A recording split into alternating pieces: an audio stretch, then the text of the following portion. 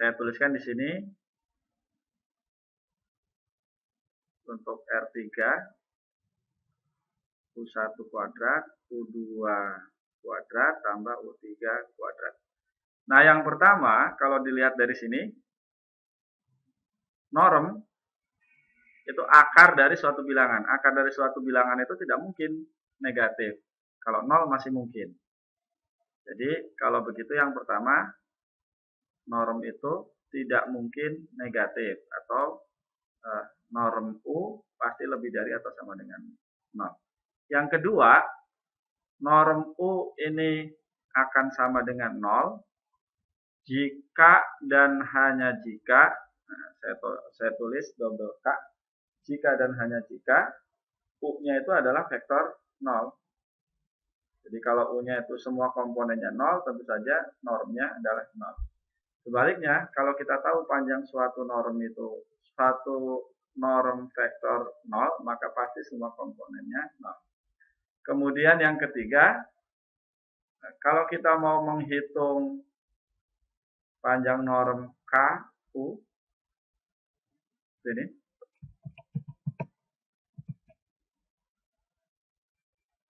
sama saja dengan nilai mutlak K dikali panjang U. Dan yang keempat, ini disebut ketaksamaan segitiga. Panjang dari vektor U ditambah vektor V akan kurang dari atau sama dengan vektor U ditambah vektor V. Nomor 1 mudah, pembuktiannya nomor 2 juga mudah. Nah, saya beri contoh yang ketiga. Yang keempat juga bisa dicoba sendiri. Kita ambil saja di R3, maka panjang vektor K dikali U sama dengan akar dari, ingat K dikali U berarti komponen-komponennya adalah KU1, kita kuadratkan, KU2 kita kuadratkan, plus KU3 kuadrat. Seperti ini. Sama dengan K kuadrat U1 kuadrat tambah K kuadrat U2 kuadrat ditambah K kuadrat U3 kuadrat. Semuanya dalam akar. Jadi semuanya dalam akar.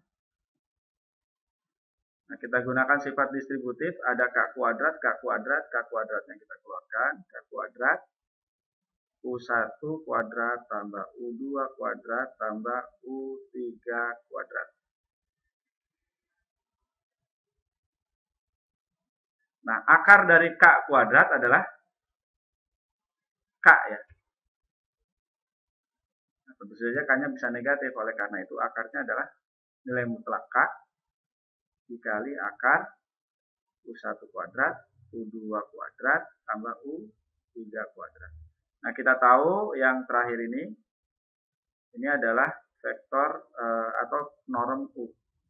Sehingga dari sini kita peroleh nilai mutlak K dikali panjang vektor. Nah, seperti itu. Jadi sifat-sifatnya ada 4. Bayangkan saja sebuah panjang. Jadi tidak mungkin negatif. Norm panjangnya 0 jika dan hanya jika vektornya 0. Kemudian norm dari K dikali KU punya vektor sama saja dengan nilai mutlak K dikali panjang vektor U. Dan terakhir ketaksamaan segitiga. Nah, untuk ketaksamaan segitiga ilustrasinya seperti ini. Hapus. Jadi kalau kita punya vektor U dan V,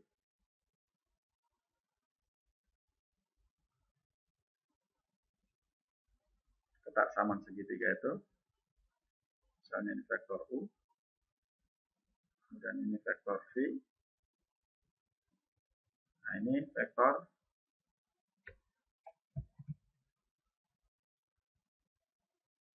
U ditambah V.